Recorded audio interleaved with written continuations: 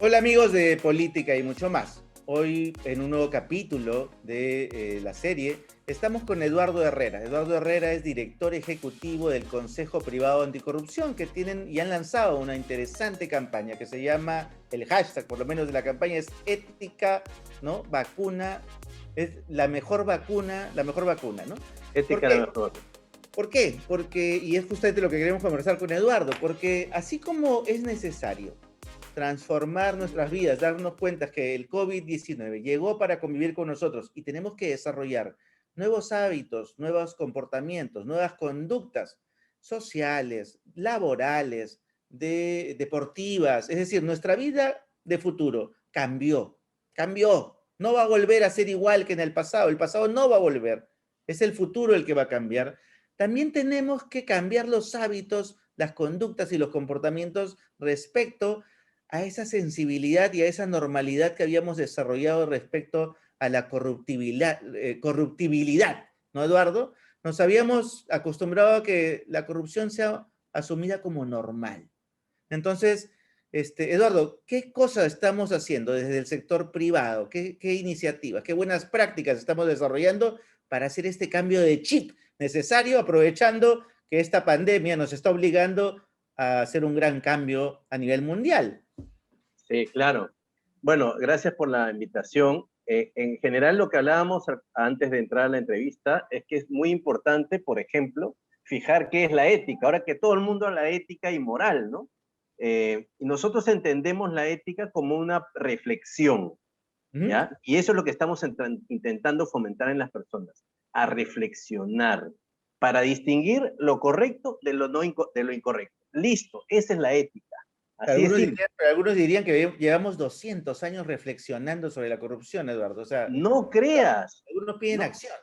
no creas, porque no precisamente porque no internalizamos y no reflexionamos, trabajamos en automatismo. Te voy a poner un ejemplo. A El ver, mal menor, el mal menor. ¿Qué es el mal menor? Votamos por el mal menor y sabemos que votamos por el mal menor, ¿no? ¿Por qué es el mal menor? El mal menor es un estándar mediocre, irresponsable, que decimos, bueno, ya pues es lo que hay, escogemos. Pero es que te llevan a un restaurante y te dicen, mira, ¿sabes qué? Tienes que comer, ¿eh? No me importa si tienes hambre o no, ese es un punto, el voto voluntario. Tienes que comer y estos son los platos. Ninguno te gusta, no importa, te comes el que sea, pero te lo comes.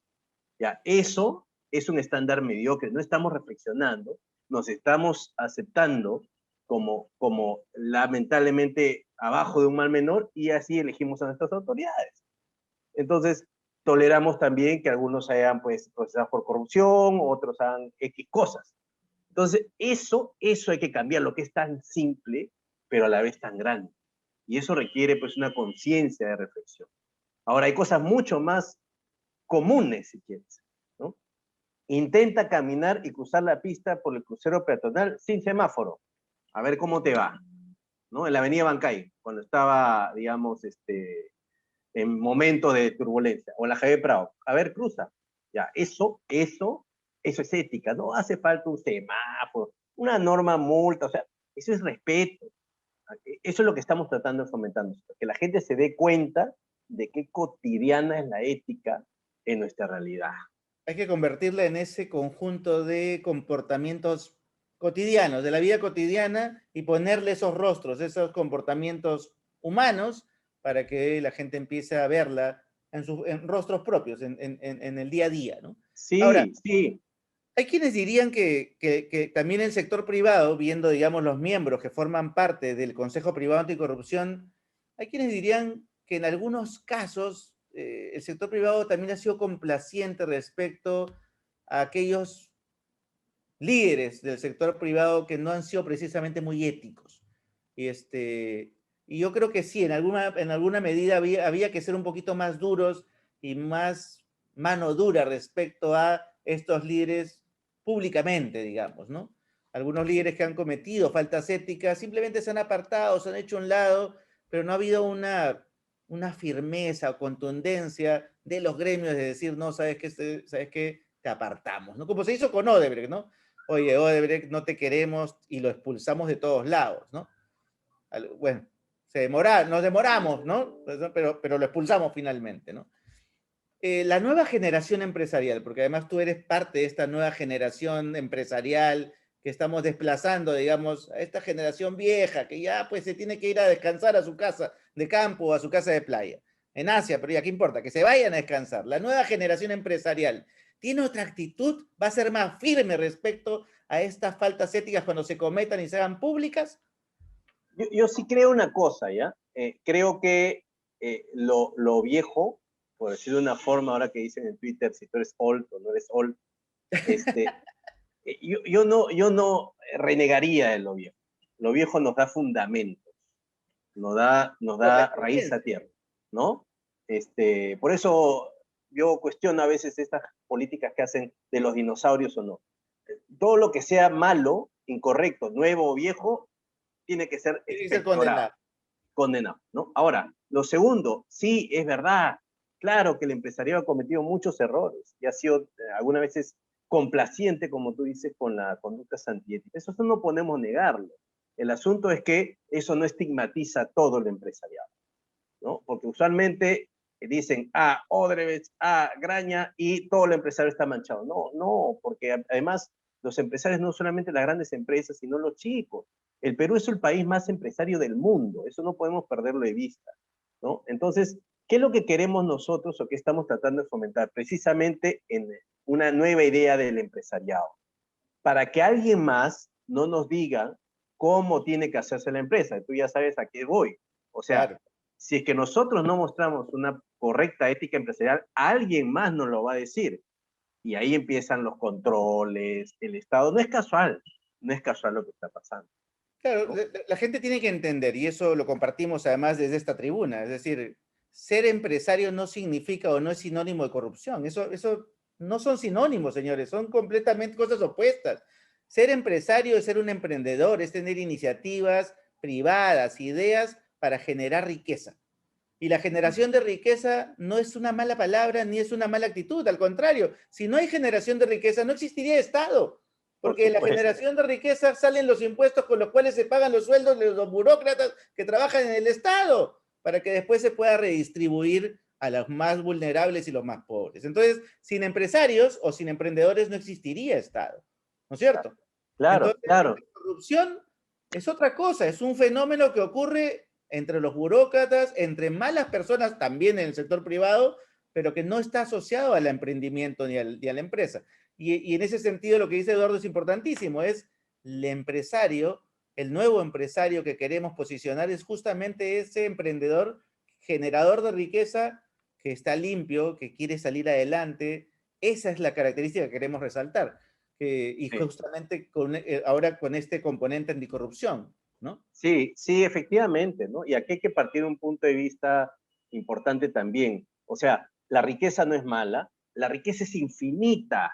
Por lo tanto, hay que abandonar esa idea de distribuir que la torta es de determinado tamaño y todos pues tenemos que entrar ahí. No, la riqueza es infinita. Mira, Mark Zuckerberg ha hecho su riqueza pues en base a una idea que tú, o sea, ojalá se me hubiera ocurrido a mí, pero al final no se me ocurrió, digo, ¿y cómo no se te ocurre una cosa así? Entonces, digamos, hay que resaltar la riqueza, hay que asociarla con virtuosidad, hay que entender que la corrupción es transversal a toda la conducta humana en el Perú y sobre todo tomando conciencia de que no es solamente de un político, no es solamente un empresario. Yo, digamos, cuando me paso la luz roja, manejo con el celular, le pego a mi esposa, en fin, hago un montón de cosas de ese tipo, estoy siendo corrupto. Y eso va mucho más allá de los escándalos noticiosos. Cosas concretas, símbolos concretos. Es decir, hay muchas de las organizaciones, por ejemplo, menciono a la FARPE, es una de ellas, una de los gremios que está dentro del comité del comité de ustedes. Ellos tienen, por ejemplo, un código de ética donde todos los laboratorios que forman parte de la FARC están obligados a cumplirlo, ¿no? Los laboratorios, por ejemplo, que forman parte de la FARPE no podrían haber siquiera haber traído vacunas en un maletincito para repartir. O sea, es imposible, eso no hubiese podido suceder, nunca, ¿no es cierto? Porque su código de compliance no se lo permitiría, estarían presos todos automáticamente. Correcto. Ese tema, esos símbolos, esos elementos que son importantísimos tenerlos, ¿cuándo los van a empezar a exhibir, a mostrar, a cacarear como Mira, consejo, como mira, Consejo Privado Anticorrupción. nosotros estamos tratando de hacer eso. El asunto es que el empresariado tiene un tema, aquí entre nos, no se lo vayas a decir a nadie, un tema muy importante, un miedo, ¿no? Porque el empresariado cuando sale a decir que está haciendo algo bueno, ¡guau!, le meten un golpe y le sacan cosas exactas e inexactas, ¿no? El caso que me dices de la FARPE, el gremio farmacéutico de laboratorios es un gremio que tiene un montón de regulaciones, o sea, tú prácticamente no puedes hacer Un modelo. casi nada. Es un modelo. Lo mismo está pasando con la banca. Los bancos no son muy queridos en todo el mundo, pero son sobreregulados.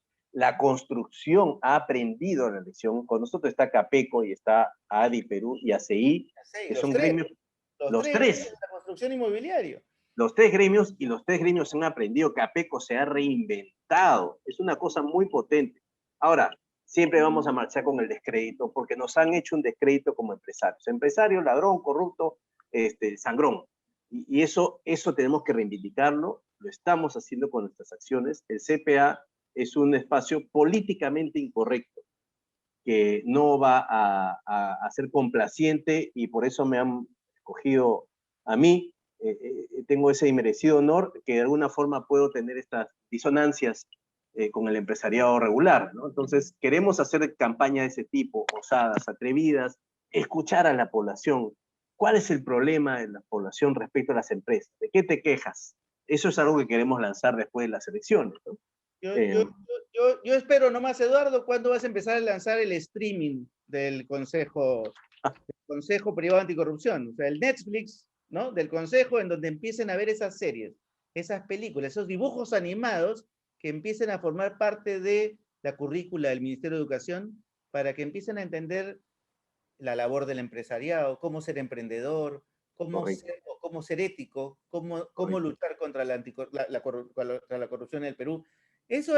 Son los mensajes que tenemos que empezar a instalar desde ahora, de una manera didáctica, moderna, innovadora, y estoy seguro que tú, que tienes esa visión moderna, innovadora, que la estás viendo hacia adelante, que ya mandaste a los dinosaurios a descansar a sus casas de Asia o de campo, vas a empezar ese camino, estoy seguro, y vamos a acompañarte acá desde Política en ese camino para impulsarlo cuando quieras. Las puertas de Política van a estar abiertas siempre, y nada, empecemos a transformar este país, que lo que necesitamos es construir, porque lo que nos están dejando estos políticos de turno es un país para reconstrucción nacional. Es Eduardo, una oportunidad. Gracias por estar con nosotros hoy y por contarnos estas buenas nuevas, y nada, te esperamos muy pronto. Muchas gracias a ti por la invitación. Gracias. Amigos, espero que les haya gustado este nuevo episodio de Política y mucho más, y nos vemos en la próxima ocasión con un invitado tan interesante como Eduardo Herrera, que estoy seguro será de su interés también. Nos vemos.